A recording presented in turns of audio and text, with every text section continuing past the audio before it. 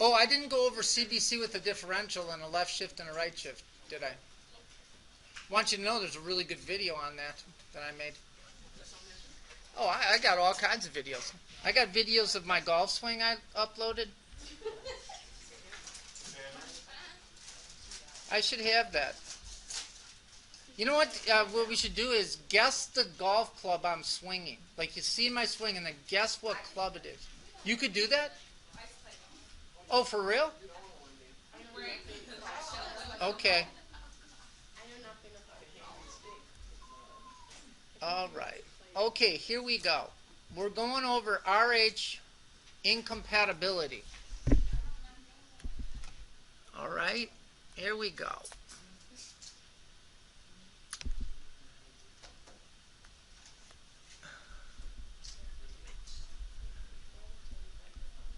Okay, watch. 85% of the population of this earth is RH positive. They're born with that little RH protein on their red blood cell. And RH positive is dominant, meaning if you kick it with a dude who's RH positive and you're RH negative, the baby will be RH positive. You got me? So what you should do is only date men and have sex with those guys if they're RH negative. Right. So do you have a job? Do you have Facebook? And are you RH negative?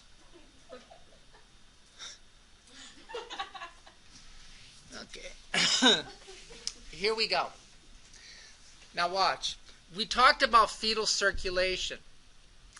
We did. And if you recall, I explained to you that maternal and fetal red blood cells don't mix. It is the nutrients in the plasma of the blood from the mother that supplies the stuff the fetus needs in order to live. You follow this? Okay. So because maternal and fetal red blood cells don't mix during the first pregnancy for a mother who is RH negative is not an issue. But when the baby pops out, you got me?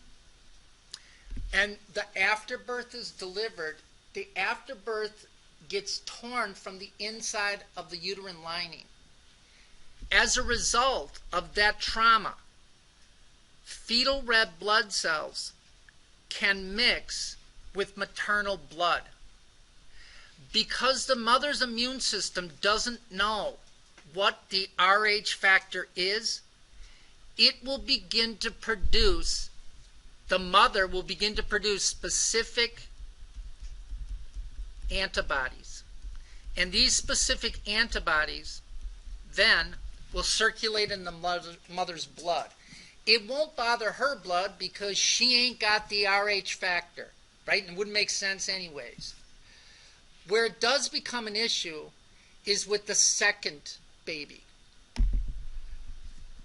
right? So here's the mixing of the blood and the formation of these little yellow squares. Those are the antibodies.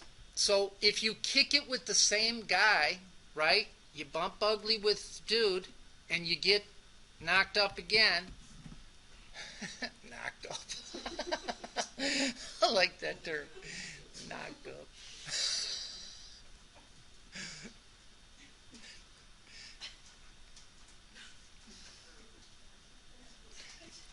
You know what's a good word too? I saw it this morning. Strudel. Yeah. I go into my freezer this morning, I open it up, and I look in the little side door, and I see toaster strudel. And the first thing that occurred to me was, that's a funny word. Strudel. Who cares? Now watch. When the mother gets pregnant again, the chances are very good that the baby is going to be RH positive. Now, in comparative size, antibodies are very small compared to red blood cells. So the antibodies that the mother made during the first pregnancy, because she was exposed to that first baby's Rh positive blood, can cross the placental membrane and attack and destroy the baby's red blood cells, and that baby dies in utero. It's called erythroblastosis fetalis. So if you are Rh negative and you are going to become pregnant, they will give you a series of shots called RhoGAM. RhoGAM coats the antibodies, essentially making it impossible for the antibody to bind to the Rh factor on the red blood cell, essentially rendering it useless. So RhoGAM, and you'll learn about this in clinical, it's given, and there's a schedule that it should be given to the woman who is Rh negative. And the only time it becomes an issue is when the mother is Rh negative. Is anybody here Rh negative? If you are Rh negative, I'll give you extra credit.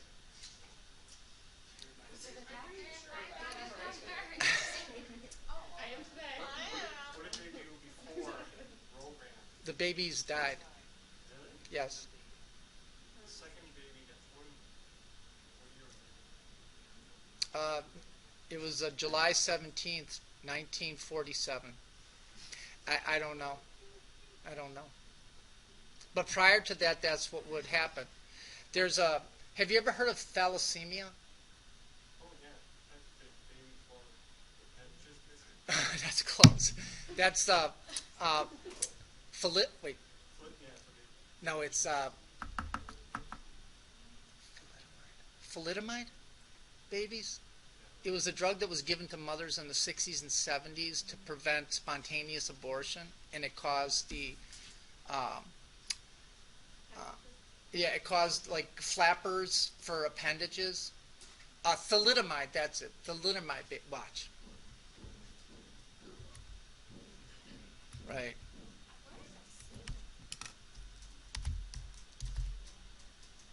I'm probably not spelling it right. So. I'm going to Google image.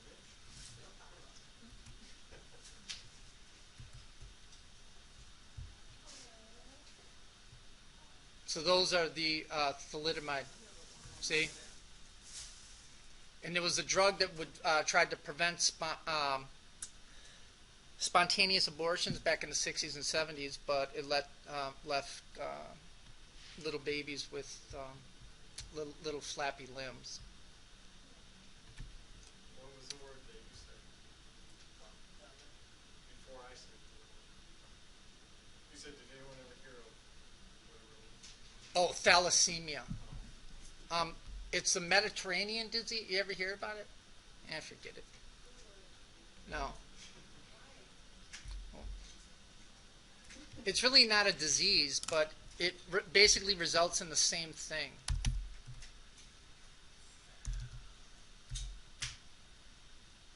Here.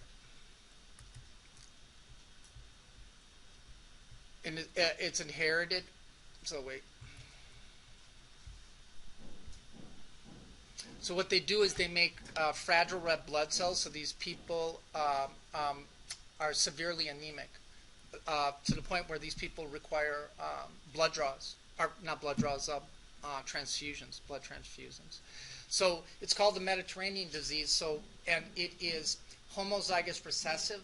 So that's why people in Greece, the Mediterranean countries, they have to have genetic testing before they can get married.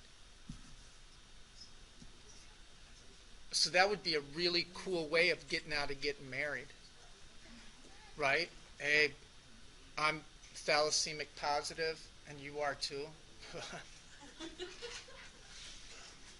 You know, I would actually go to the extreme of actually getting like a tube of blood inserted in my skin, so when they drew it, it would come up. That way I can't marry you. Yep. And that's thalassemia. I just sent the email to 19 recipients, and we have 6 people in this class. It's going to be a mess. Okay, so that is RH incompatibility. All right. Can I show you something else, even though it doesn't relate necessarily to... Well, it does, since we're talking about blood. Can I show you something real quick? And if you watch the digestive videos, that's really good. How long do red blood cells live? Yeah, that's the only thing you'll ever remember from any of these classes. You know what was really disturbing? I'm teaching a math class. I should teach a math class. I'm teaching a class in Kenosha, an advanced class. So I'm going over the blood types today. And I was going over, well, if somebody is Rh positive, they didn't know that A positive meant that they had the Rh factor.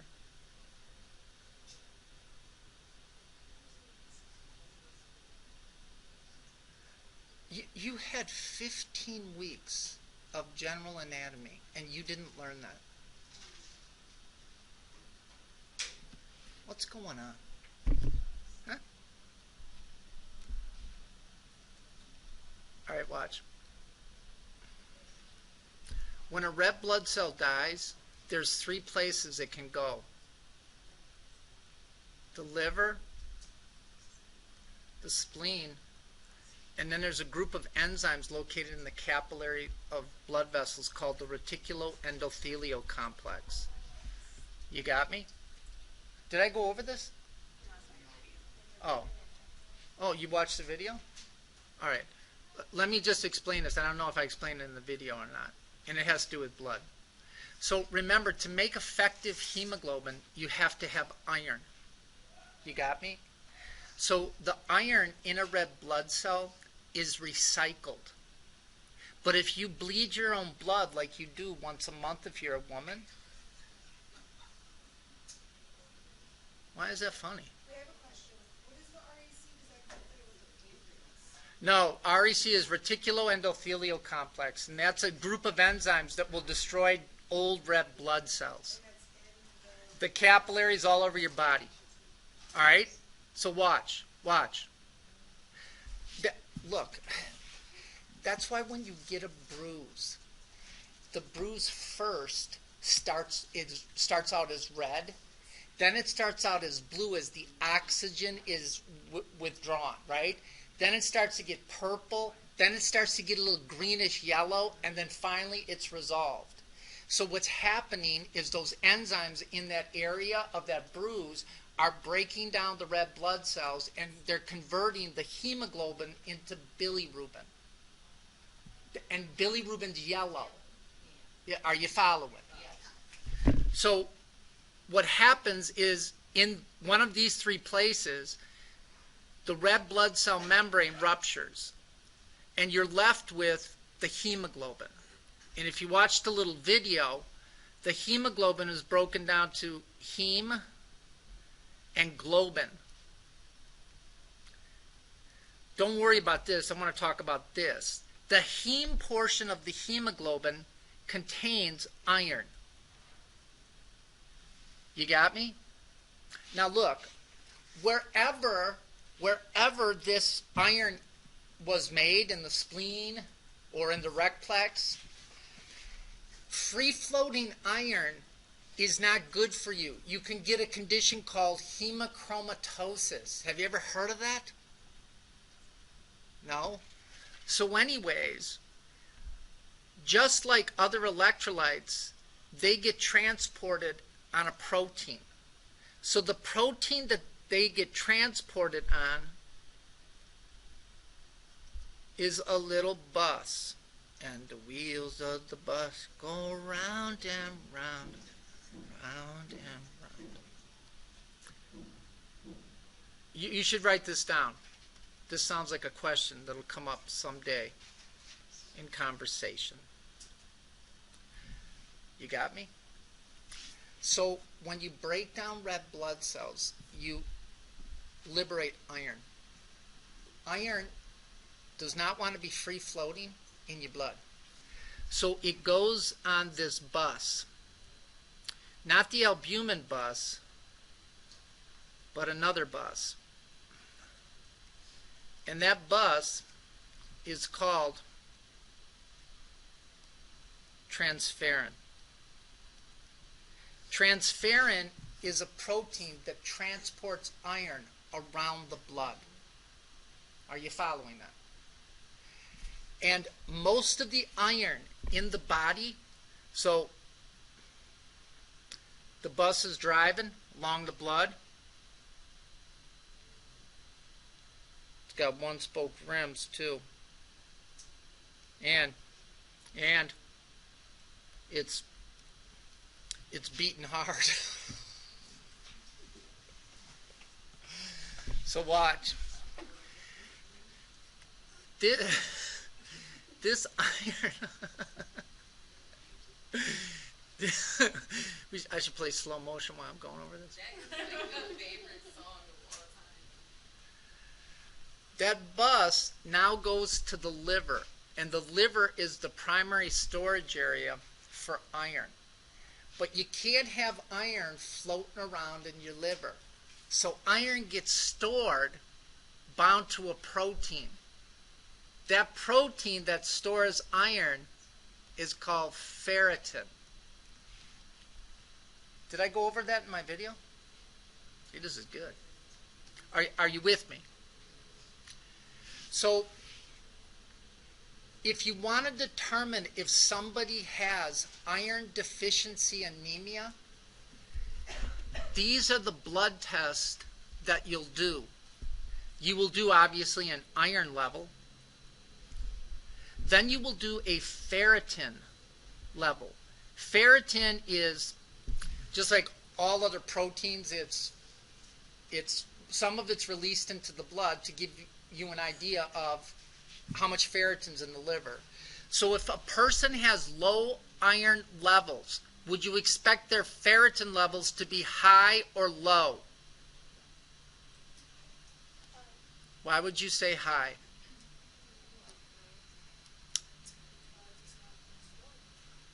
Right. And what stores ferritin? The liver. So if you're poor, you have no money, and you have no food, would you buy another refrigerator to store nothing? So your iron will be low, your ferritin will be low, and then what they do is they take the transferrin protein. Are you with me? If you are transporting adequate amounts of iron, the seats on the bus should be full. Are you with me? So if your iron levels are low, you're not going to be transporting a lot of iron on transferrin. But how do they know how much iron is there? They isolate the transferrin protein, and then they sprinkle iron on it.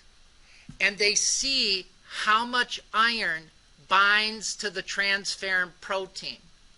So if a lot of iron binds to the transferrin protein, is the transferrin transporting a lot of iron? When you sprinkle it on, if there a lot of the iron that you sprinkled on is stays, do they have a lot of iron that they're transporting?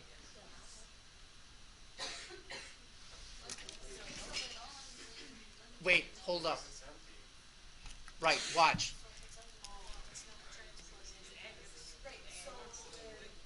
Wait, let me explain this, because they're gonna nail you with this. I'm not even kidding. A week ago, a student emailed me about this, and I said, "That's your problem." And I meant it. Watch. Educate yourself. If your transferrin protein, there's empty seats on the bus. When you sprinkle iron it will fill the seats. Tell me you got that. So if the amount of iron that you sprinkle on transferrin is high, you are transporting normally a lot of iron or not a lot of iron? Not a lot of iron. So watch. These are the labs that they use to determine iron deficiency anemia.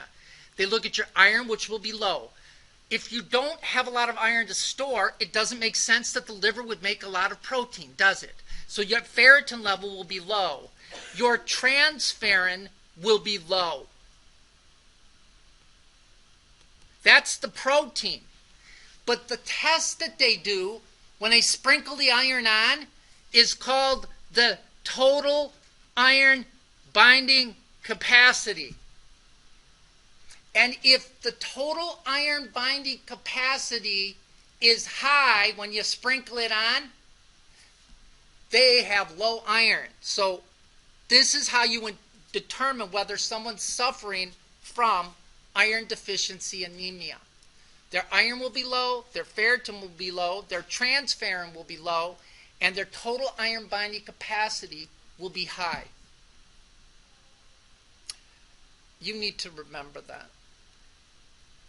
They're going to come at you with that. No. When you stop bleeding, then that goes away.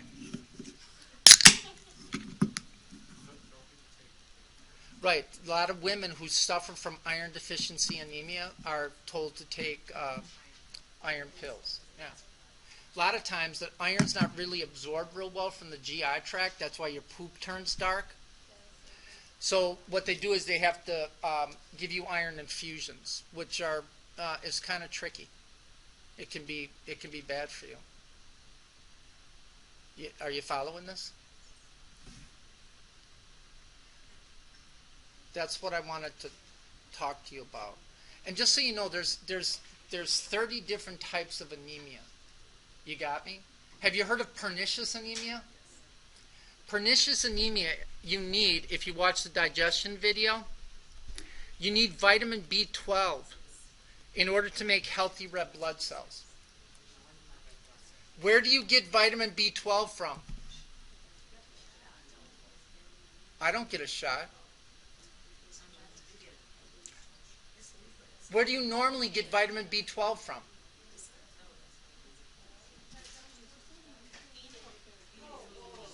You eat it.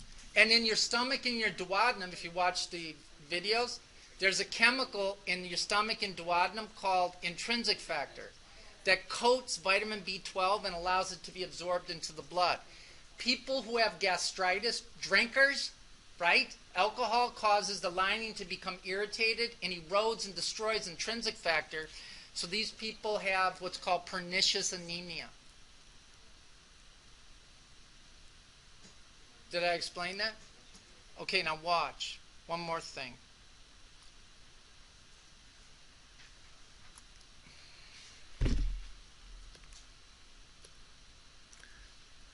A baby red blood cell. A baby red blood cell is called a reticulocyte.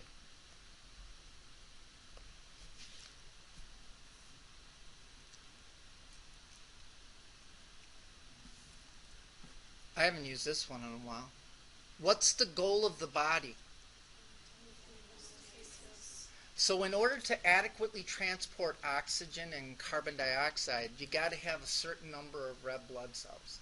So if you are bleeding your own blood, you're losing red blood cells. So the bone marrow is stimulated to make baby red blood cells. You got me? To try to maintain your red blood cell count. So if you are anemic, you have a low red blood cell count, a doctor will order a reticulocyte count.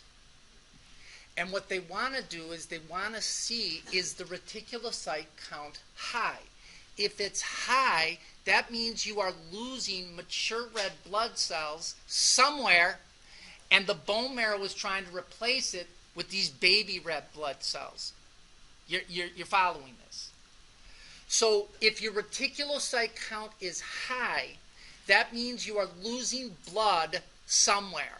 And the most common place to lose blood and not know is your GI tract. So that's when they will do an endoscope and a colonoscopy and all that stuff. Now watch. If you are anemic, your red blood cell count is low, and your reticulocyte count is 0. You have what's called aplastic anemia. You are losing red blood cells, but the bone marrow doesn't replace it. That's how you know that you have aplastic anemia. And aplastic anemia is usually the result of exposure to heavy metals like Led Zeppelin or lead poisoning can cause it. And some chemotherapy can cause it, or cancer itself can cause it. Say yes. You got that. So just so you understand that a little bit. So if you have anemia, you're losing blood cells in your bone marrow, is it? Correct. So your red blood cell count will be low. And how you determine that is by drawing a reticulocyte count.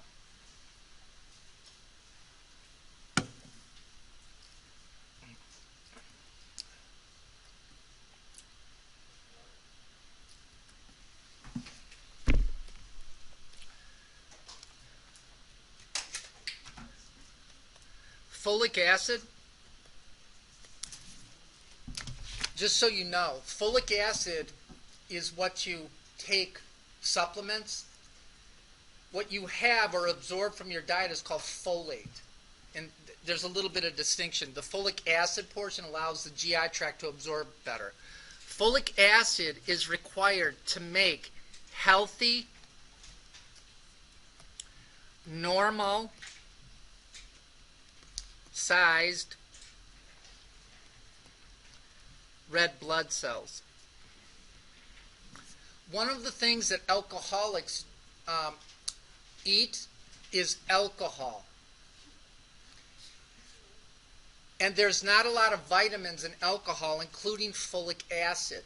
So alcoholics develop, in addition to pernicious anemia, they develop a condition called megaloblastic anemia. Megaloblastic anemia is where the red blood cells become very, very large, but because they're so large, when they try to get through the capillary, they get squished, and the red blood cell membrane ruptures, so they develop anemia. That's megaloblastic anemia. Have you ever heard of a banana bag? Yeah. You get them? Like you're talking like in the hospital talk, not like an actual bag of bananas, right?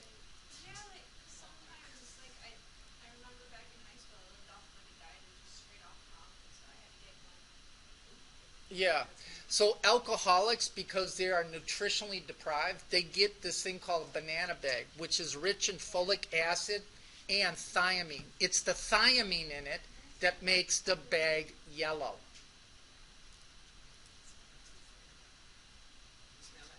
But It smelled like something's burning. Like fire burning or something. oh, I smell it too. Is it from the hallway? Oh, great. There is a hair salon across the Oh, there's a hair salon. Weed. Yeah, that's, yeah. I'm even put curls down. I don't know, it don't smell like chemical. Does it smell like chemical? Yeah.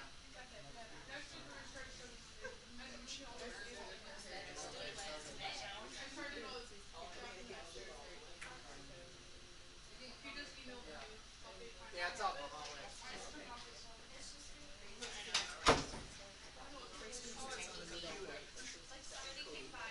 Yeah, they're good. Okay. Did you guys follow that?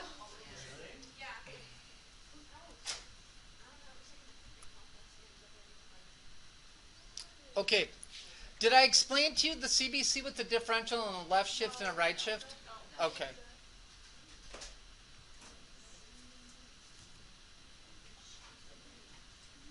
Hang on.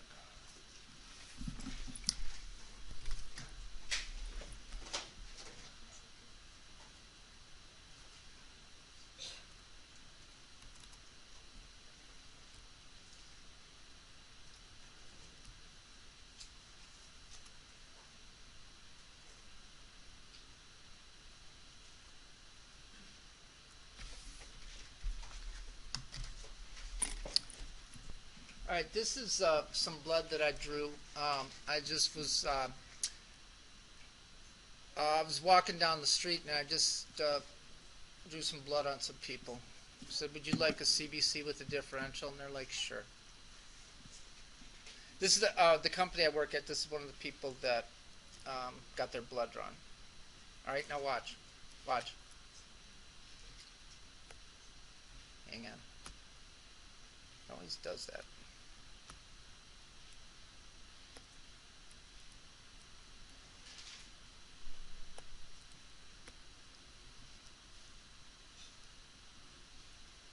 Okay, in a CBC, a complete blood count, without the differential, you get a total white blood cell count, a total red blood cell count. You also get the amount of hemoglobin in an average red blood cell, and you also get the hematocrit.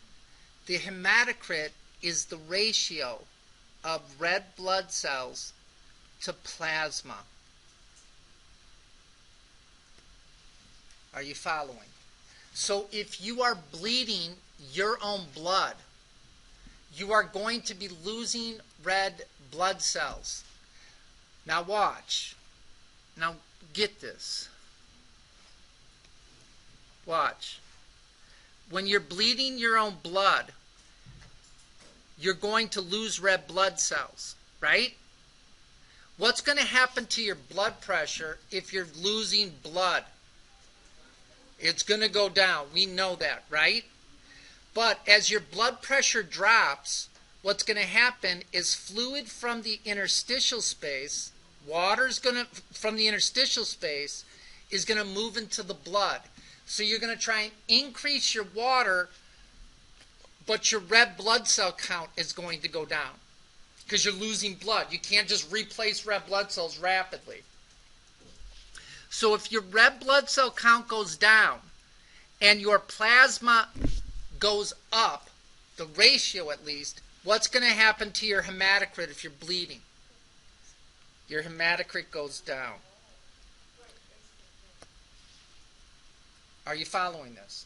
So when people are bleeding, in addition to getting a red blood cell count, you also want to get a hematocrit, which will really tell you if, even though your red blood cell count may be the same or slightly low, if your hematocrit is low, then you know that you're bleeding whole blood.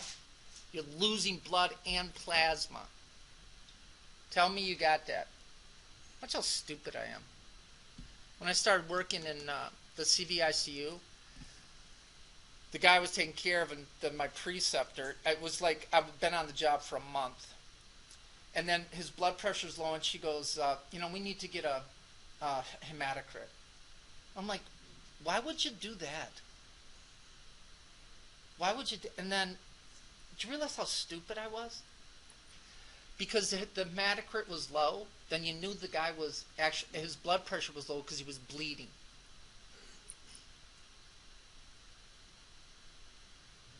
That won't mean a lot, but it will someday. Say yeah, you got that. What's the word absolute? That means like it can never change.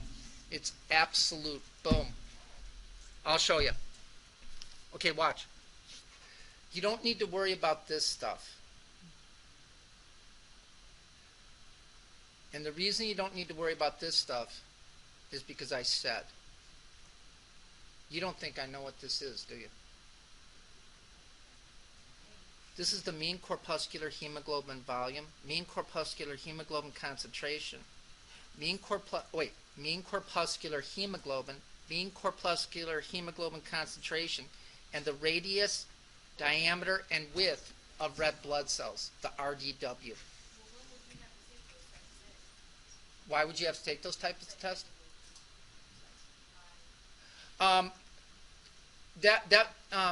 These tests here help you determine the types of anemias, one of the things. And watch. Red blood cells, when they're mature, if everything's healthy, they're pretty much the same size. But if you are bleeding, then you're going to have these little reticulocyte counts. So your RDW, the average radius, diameter, and width of a red blood cell, is going to vary. So this number is going to go up. What would be the RDW in a person with sickle cell? I don't know. Google it. They'll tell you. They tell you everything. Yeah, that's a good question. I don't know. All right. Then you have your platelet count. What's your platelets for? Clotting. I might as well.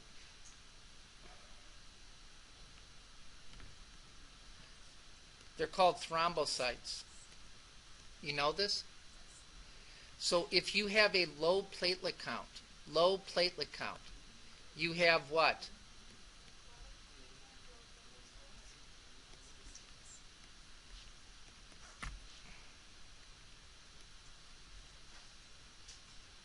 You have thrombocytopenia. If you have an elevated platelet count, you have thrombocytosis. That's how you differentiate the two. And thrombocytes, platelets, are initiate the clotting mechanism. So if you have low platelets, you will bleed. And I'm going to explain that in a little bit. All right? Okay, watch. What's the total number of white blood cells? 7.1. If you recall, I explained to you that there are different types of white blood cells. So a differential, in a CBC, you simply get the total number of white blood cells. In a differential, you get what makes up that total amount of white blood cells. Do you follow that? That means you have neutrophils, lymphocytes, monocytes, eosinophils, basophils. You got me? If you add those up, you will get 7.1. So here, watch. These are the percentages. These are the percentages. So in this person, the neutrophils represent 45% of the blood, the lymphs 44%, monocytes 7, and eosinophils 4. If you add that up, please, I hope that adds up to 100%. Then you look at the absolute number, meaning of those percentages, how many neutrophils you actually got. So the absolute number gives you the actual number of these different types of white blood cells. And if you add these up, it should come up to 7.1, which it does. So the differential in a CBC is actually the breakdown of the different types of white blood cells. And normally, you don't draw this routinely. At a physical, you'll get one just to get a baseline. But after that, doctors, you go to the clinic because you have a sore throat, they're not going to draw a CBC with a differential. They treat that empirically. What that means is, I saw a guy 2 days ago come in with the same symptoms. I gave him a Z-Pack and he was straight. But when you're in the hospital and you're really sick and you got a severe infection, they want to be able to determine what the infection is. So by doing a CBC with a differential, these numbers change based on whether you've been exposed to a bacteria, virus, fungi, protozoa, or it's an allergic reaction. And this will tell them that.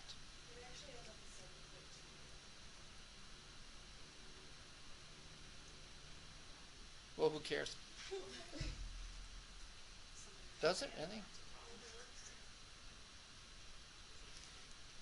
Oh, well, okay. Plus or minus 1. That's Here's my point. That's spoil sport. How old's your child? Yeah. Did you tell him there's no Santa Claus already? You blew it for him, huh? Yeah. Right, stealing my.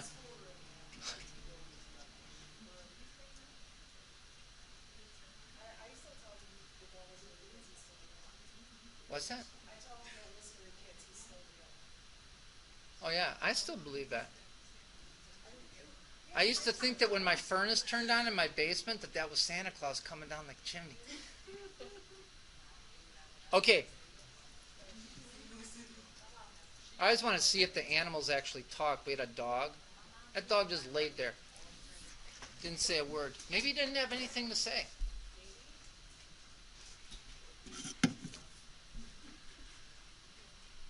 One time I had a dog and it did talk. And you know what it said? My lips are fleek.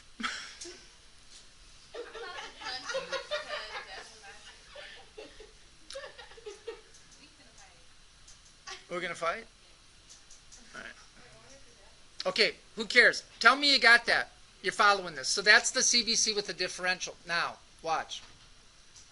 And the reason I add this to your little advanced class is I got a litany of emails about 2 years ago from students saying, Tim, what's a CBC with the differential? And what does it mean to have a left shift and a right shift? And I said, they want you to know that? They're like, yeah. And I'm like, okay. So I said, well, you're going to get that one wrong. I ain't got time.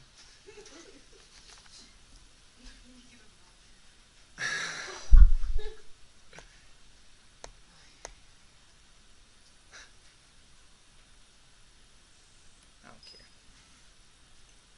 It's so nice out, man. I got my clubs in the bag. Man, I could scoot to Shoops and get around to golfing. Could I do that 3:30? Oh, yeah. I got these shoes on. You can play in those shoes and you can play in any shoes. You go, girl. I'm fired up. Yeah. There.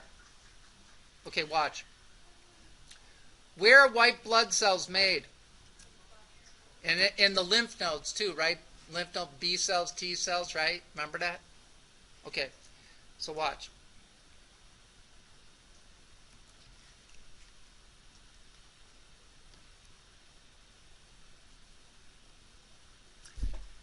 Can white blood cells divide?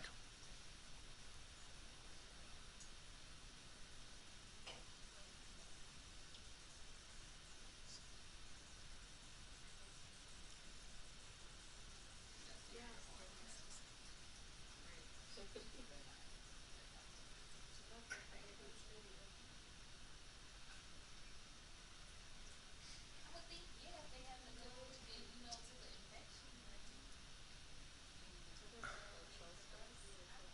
I just better tell you. Right? It looks like you guys, the head's about to explode. These cells have DNA in the nucleus and they can divide. That's why one of the reasons your white blood cell count goes up when you have an infection. Red cells don't. Right. Right. So watch. Watch. You have the bone marrow here. You got me?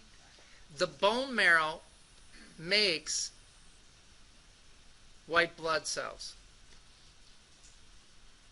Just like red blood cells, when white blood cells are born, they're little. You're following me?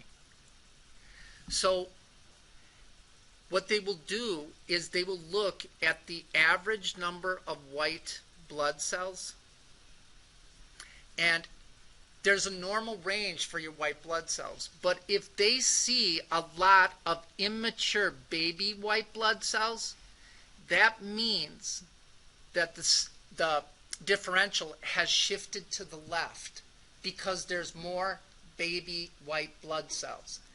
And that can be a sign of an infection. And white blood cells vary in how long they live. Some can live a week, some 3 weeks, some years. Are you following me? So, if your bone marrow is not producing any more white blood cells, you got me? No more baby white blood cells, but the number of mature white blood cells is going up. That's a right shift. And watch, because white blood cells have a nucleus, they can divide. So in a right shift of your CBC, that can be an indication of cancer. That's why you look at it. And really how they did it is when a person did a manual differential, they would look at the different types of white blood cells, and if there were immature ones, they'd hit a left key, and if it was mature ones, they'd hit a right key. I'm not even playing. That's why they call it a left and right shift. That's a CBC with a differential. Say yes. You got that. Okay. All right. Now I'm going to go over blood clotting.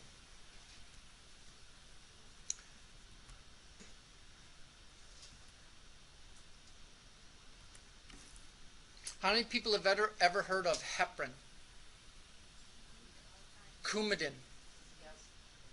Yeah, you've heard of those? Okay. Lovenox? You've heard of that? Okay. What's it? Warfarin. Warfarin. Warfarin is Coumadin. You got me? Okay, watch.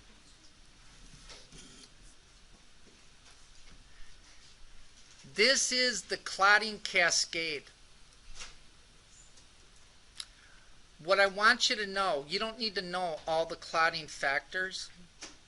All you need to know is that the vast majority of these clotting factors are produced by the liver. And if you recall, I explained to you that when an organ fails, all the functions of that organ fail. So, if you're going into liver failure, are you going to be making enough clotting factors? No. The other thing is, vitamin K is needed for blood clotting, and the liver stores vitamin K. So as your liver begins to fail, its ability to store vitamin K is going to be impaired. That's why these people bleed. And when they bleed their own blood, you can't stop it. That's why these people die. The most common cause of death in someone with severe liver disease is GI bleed. And they bleed, and you can't stop it. Did I tell you the story about Barry? Do you want to hear it or no? It was the Friday before the 4th of July. I don't remember what year. Anyways, I don't have to punch in. So they have this big warehouse door. I park in the back, and I thought I'd just walk through the warehouse. Barry was the warehouse manager, so he's on a forklift. He says to me, "Hey, Tim, can I show you something?" I'm like, "Sure." He goes, "I get these blood blisters, and they just show up. I pop them, blood spurts out, and then I can't stop the bleeding." Now, Barry likes to drink. Barry used to be a drug addict shooting heroin. You got me? So he was also a veteran. So I said, let me draw some blood. I was looking at his liver to see how his liver was. His liver was a mess. His liver enzymes were through the roof. So this is the kind of news that you don't give somebody over the phone. So I got the results Monday, and Monday I drove down there. And to tell him, I asked him, I go, "Do you have a doctor?" And he goes, "Do I need one?" I go, "You need one." And he goes, "No, I don't." So I got him hooked up with the VA. And I looked at him, and I've never said this to anybody else, because I really didn't believe it, but with him, I did. I said, if you take one more drink, that could literally kill you. And he said, Tim, I just bought a 30-pack of Old Style for the 4th of July weekend. And I said, I recently had my liver checked, and it's fine. So he doesn't have a car, and he only lived like 4 blocks away. So I dropped him off at his house, and he gave me that 30-pack.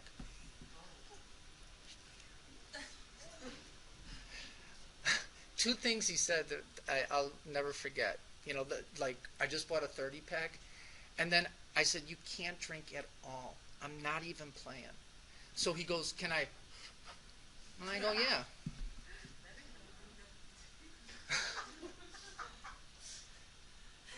So his liver, he found out from the doctors that he had hepatitis C. And he went on interferon for a year, and he did great. He did. He had the big belly, right? We know why. And then when his belly started going down because the liver started coming back, he had this giant umbilical hernia. And I said to him, I said, can I take a picture of that? And he's like, yeah. So I took a picture of it, and I'm showing it to people, and I go, you ever see that movie Alien? Where the alien comes out of that guy's gut? I'm like, that's what I think is going to happen to him. But anyways, real quick, so he's working, right? And he gets his back jacked up. And he's like, look, you know how some people, they just live their life and they try to do the right thing, but it's just a series of just kind of catastrophes. So anyways, he gets his back jacked up and he's out of work. And he came in and he goes, Tim, like, I just can't work anymore. And I said, you know, if there's something I can do for you, let me know. So I'm driving to work here, right by the shit place, down by the lake. I'm coming to work.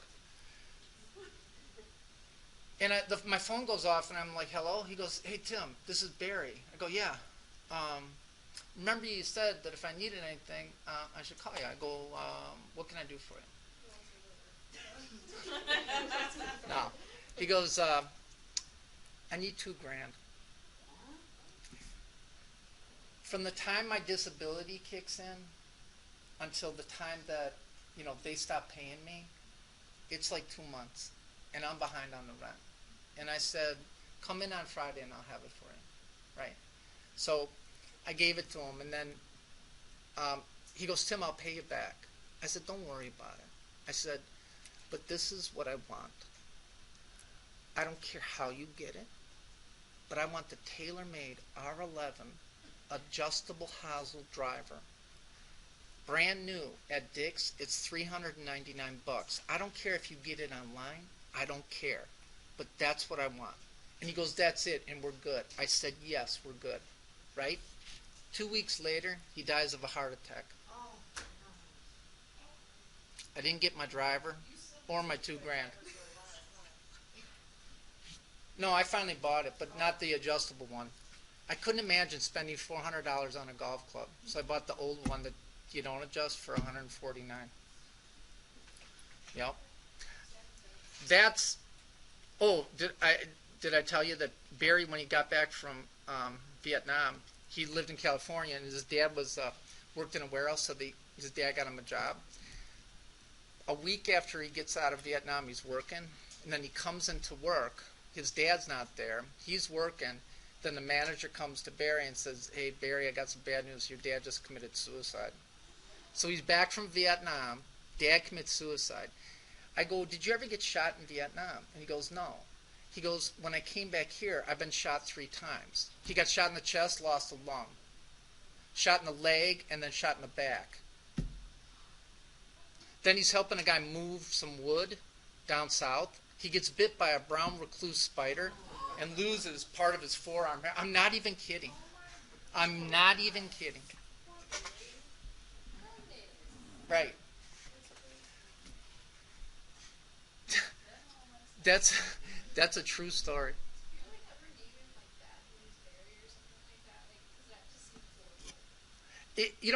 But he was really a good guy, and he was just a simple guy. You know what I mean? Just a simple guy. All he wanted to do was play cards with his friends, drink beer, and smoke pot.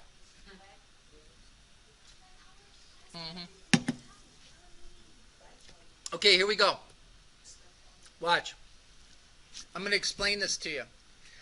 There are three pathways that ultimately make up the clotting pathways, the blood cascade of reactions. Each one of these factors, you better write this down, is an enzyme. So it is a cascade, an avalanche of reactions. So if you're on top of a mountain, you kick off a little pebble, it can cause an avalanche. Now, there's two main pathways and then the common pathway. The intrinsic pathway. Intrinsic, I don't even really know why they call it intrinsic. I do, it's kind of confusing. So I'll leave it alone. Here's my point. As you can see, the number of chemical reactions, or this cascading effect, is much greater than the extrinsic pathway. The reason you have two pathways is the first pathway, the extrinsic pathway, makes a clot quick so you don't bleed to death. The intrinsic pathway makes a much more stable clot because it activates more enzymes. So it makes sense to have two pathways because you want to stop the clot, form a clot very quickly when you're bleeding, but ultimately you want to make a stable clot so that you don't start bleeding again. Are you following this? Now, let me do this. And I'm gonna break this down for you. Watch. The most important part of this pathway is the common pathway. Both the intrinsic and extrinsic pathway for blood clotting ultimately end or begin with prothrombin. Prothrombin, anything with pro in front of it, means inactive. So enzymes will convert the inactive prothrombin enzyme to the active thrombin enzyme. And then floating around in your blood is the inactive fibrinogen, and now you have an active thrombin enzyme. It will convert the inactive fibrinogen into fibrin. And fibrin literally is like knitting a sweater. It's these protein strands that cover up the damaged blood vessel, and I'll show you that in a minute.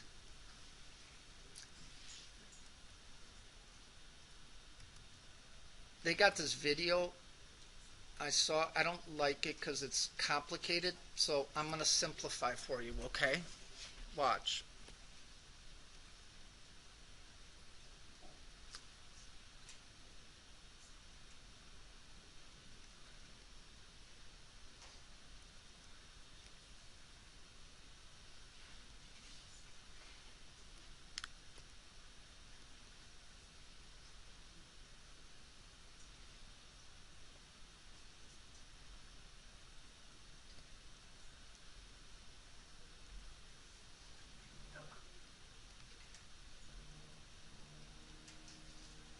You have a damaged blood vessel. Damaged blood vessel. Floating in the plasma of the blood, inactive, are these little things called platelets.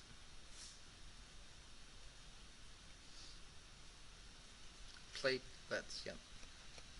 Are you following this? When you damage a blood vessel, it exposes a chemical called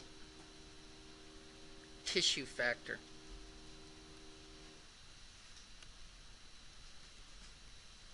The only time tissue factor is exposed is if you damage a blood vessel. You got me? As these platelets leave through the hole that was created, you damage the blood vessel, it will come in contact with tissue factor. When round platelets come in contact with tissue factor, they turn into stars. They think they're better than everyone else, and they put lip balm on their lips. Now watch. Tissue factor activates platelets, activates them, turns the little round platelets into stars. And what happens is the little points of the stars start connecting together. Those little stars that connect together, those little platelets, form the platelet plug. So platelets sticking together is what initiates the clotting mechanism. Are you following this?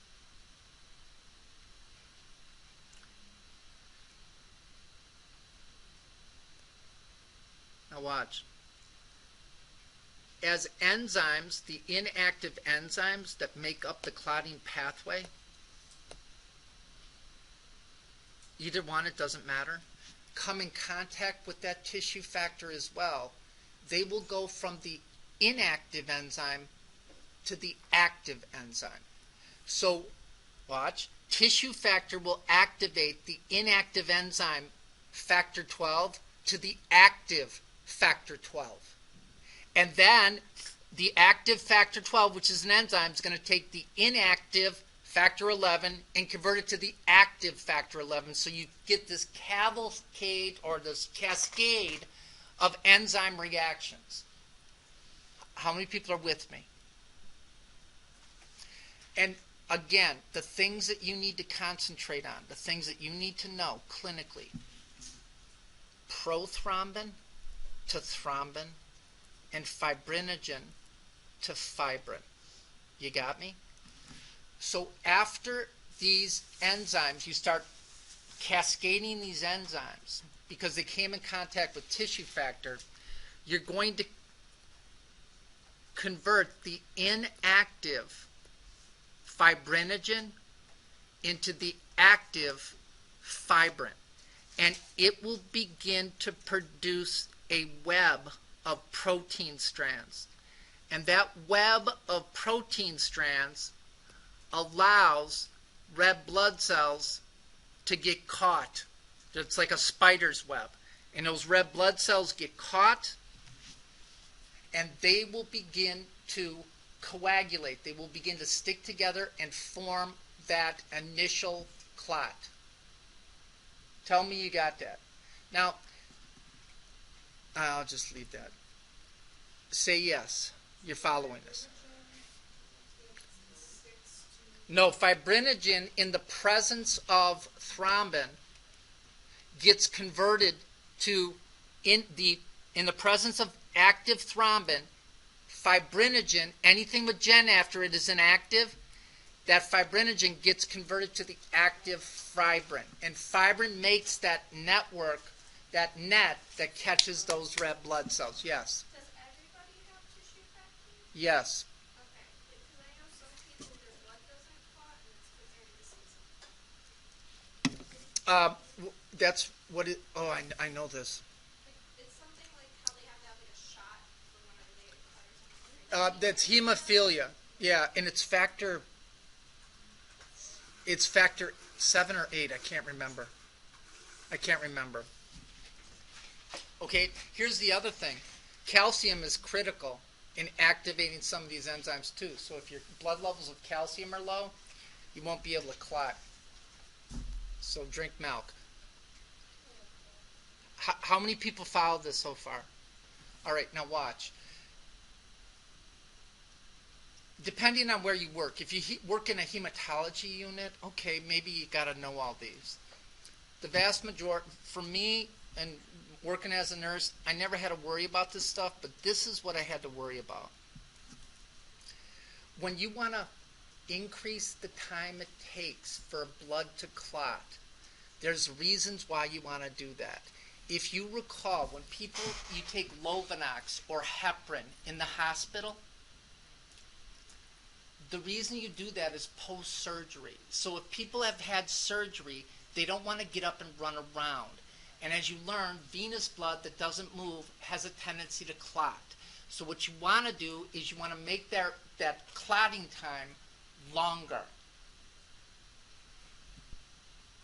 So what you look at is your prothrombin time. How long does it take prothrombin to get converted to thrombin and then begin to form a clot? So if you inhibit prothrombin, it will take longer to form a clot. Are you following this? Now if you look here, in the extrinsic pathway, you have factor 7. Are you watching? The active factor 7 then converts the inactive factor 10 to the active factor 10. And the active factor 10 converts prothrombin to thrombin. And then you're going to form a clot. Anybody following this? Yeah? Wait, I got to do this first. The active factor 7 requires vitamin K. Vitamin K is stored and recycled in the liver. There is a drug out there called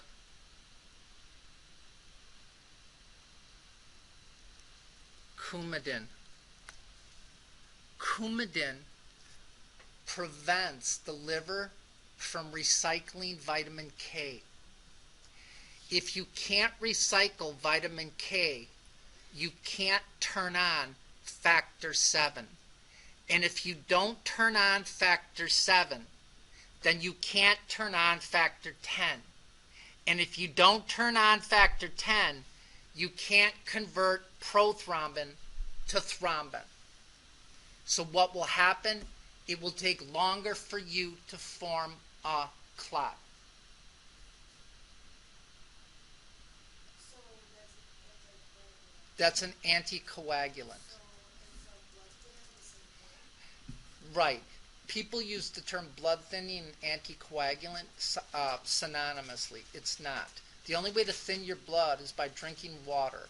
When you talk about thinning your blood, you're talking about an anticoagulant. Are you following this? Now, watch. Did you ever watch the commercials for, what's that, what's the new anticoagulant?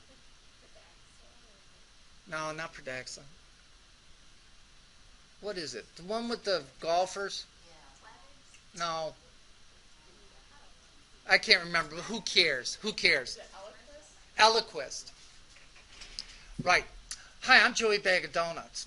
And I was taking Coumadin and warfarin, but I didn't like all the dietary restrictions and the constant monitoring. So now I'm on Eliquist, and I can golf and read the textbook.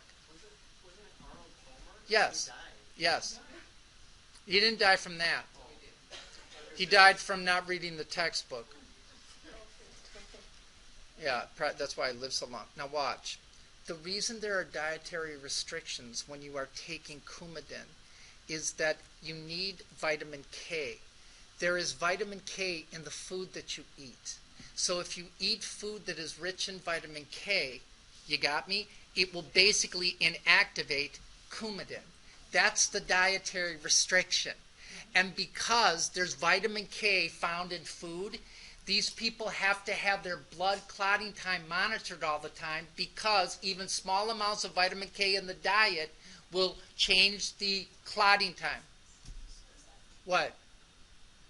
Well, like I looked up at the list of vitamin K foods, Mm-hmm. Americans don't eat those studies, do they? So like, You know what I've been eating, just so you know? Just so I can just put this right in your face. For the last 4 nights, all I've been eating is salad. That's it.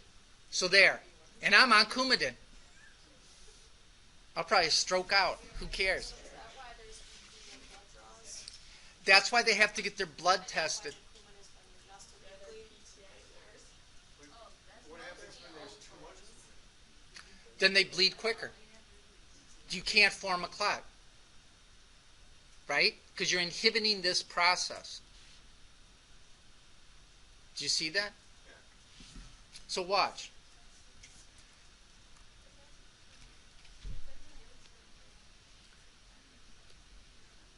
No one will explain this to you, by the way. You think I'm... Excuse me.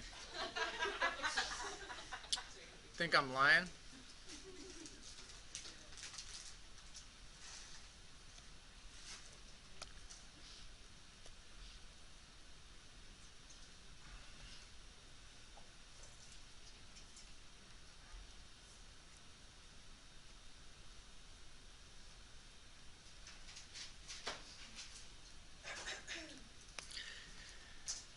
ProTime measures the effectiveness of Coumadin, and Coumadin inhibits the extrinsic clotting pathway. Are you following?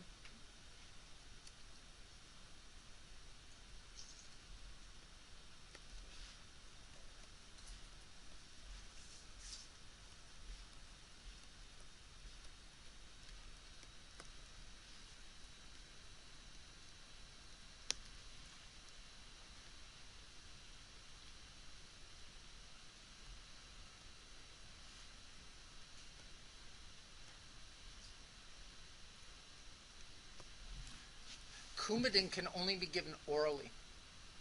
Heparin is only given subcutaneously or intravenously. What can't you do right after surgery? What else? You can't eat. But they still need to have some type of anticoagulant therapy. That's why they give them heparin. Also, so when they're in the hospital, they will get a PTT, which monitors the effectiveness of heparin. And that, partial thromboplastin time, and heparin jacks with the intrinsic blood clotting pathway. Now, when you're in the hospital, maybe 3 or 4 days before they are, they let you ambulate home, you will be given Coumadin and heparin at the same time. The reason you do that is because Coumadin takes a while to build up in the blood and produce its anticoagulating effect. So you will get both a PTT and a PT in the hospital. Again, ProTime monitors Coumadin, PTT monitors heparin. Are you following this? Now,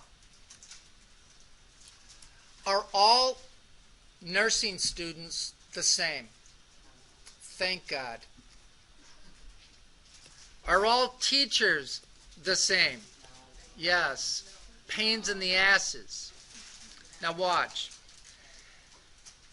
Different hospitals use different kits to determine somebody's ProTime and their partial thromboplastin time. Are you following? So if Joey Bag of Donuts is on Coumadin, and then he goes to, I don't know, France, and he has to have his ProTime checked, what are the odds that that hospital in France and this hospital in Racine are using the same kit to determine a ProTime? Is that possible? Probably not.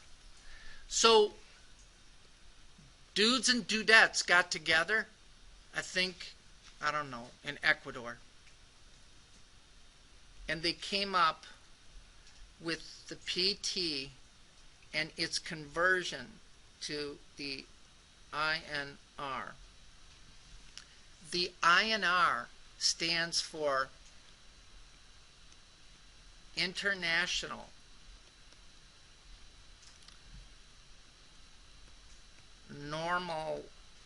hospitalization ratio.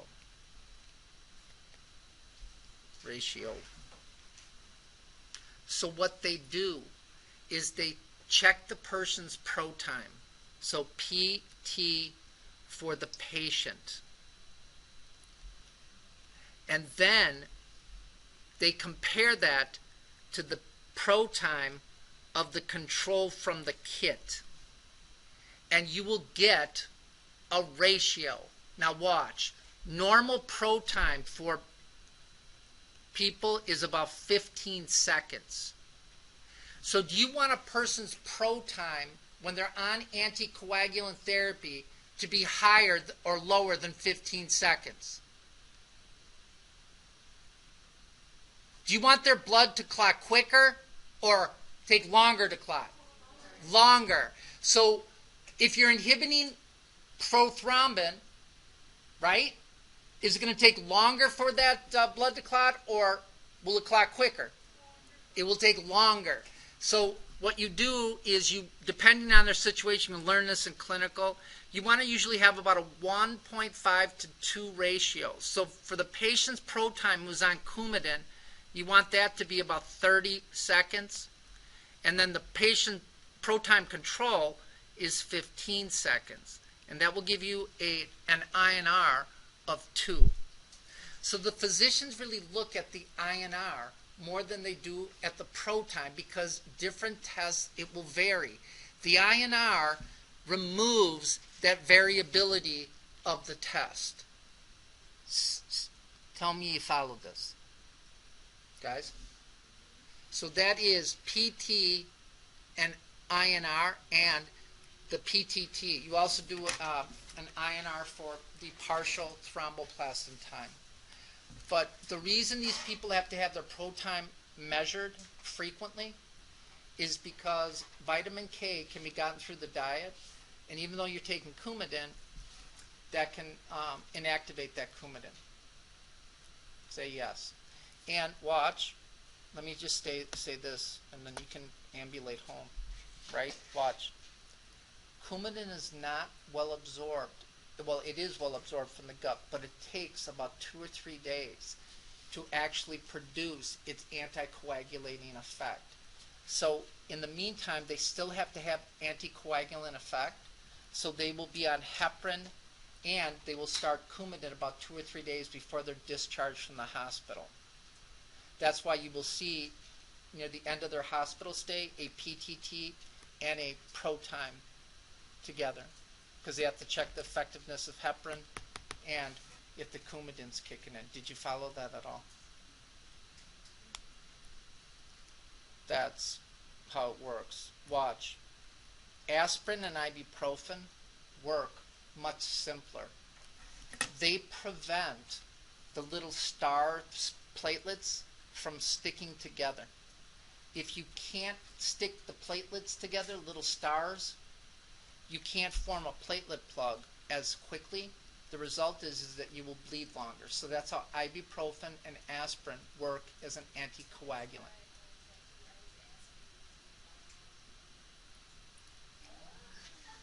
What's ASA? ASS, I know what that is. No, because it says ASA is aspirin. Tell me you got that. So when people have heart attacks, that's why they take a bare aspirin, because the first thing that has to happen is those platelets have to, star tips have to stick together to form the clot. That's why they take an aspirin a day. Typically, no. They have to avoid that. So aspirin prevents it from getting into the star, or is it It prevents the little stars from sticking together. You got me? Okay, ambulate home. Remember that on Tuesday, bring in your completed kidney quiz. I wish I had a pair of gym shoes here. Wait, do I have it? Oh, shit, I don't even